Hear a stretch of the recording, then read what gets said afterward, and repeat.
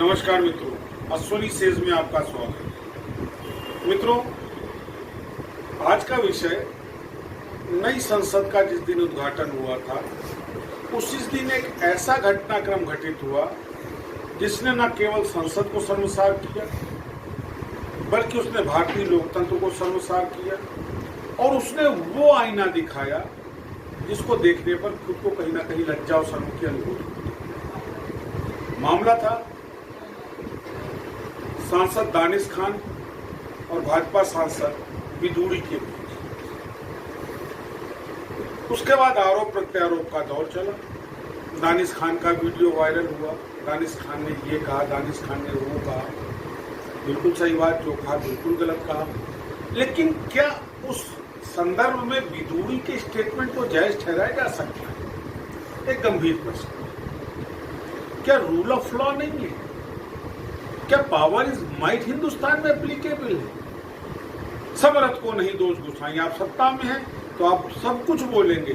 मित्रों, जो शब्द उस दिन सदन में उपयोग में लाए गए वो सामान्य और सभ्य समाज में स्वीकार नहीं। लेकिन नहीं, हमारे नैतिकता से गिरते हुए राजनेताओं ने इन शब्दों में भी राजनीति खोजी और बड़ा दुर्भाग्यपूर्ण वो दृश्य था जब विदुड़ी सदन में अमर्यादित शब्दों का उपयोग कर रहे थे।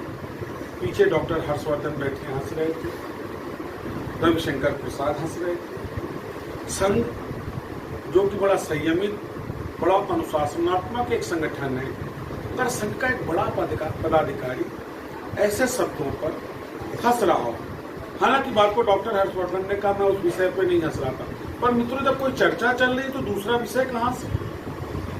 ये बड़ा गंभीर है और ये इसलिए और ज्यादा गंभीर है कि कम से कम दीनदयाल उपाध्याय की सोच वाली, डॉक्टर हेडगेवार के आदर्शों वाली भाजपा या संघ का अगर नेतृत्व इस तरीके से नैतिकता पतन को प्रदर्शित करेगा तो मित्रों ये ज्यादा गंभीर है। पर एक बात अच्छी, दानिश खान और विदुड़ी प्रकरण से एक चीज तो अच्छी हो गई कि अब हिंदुस्तान की राजनीति में कोई नैतिकता शेष नहीं। अब केवल एक लक्ष्य है हिंदुस्तान की राजनीति का कि इनके प्रकरण सत्ता पे कब्जा, उसके लिए चाहे गाली गलौज करनी पड़े, हत्याएं करवानी पड़े या किसी भी स्तर पर जाना।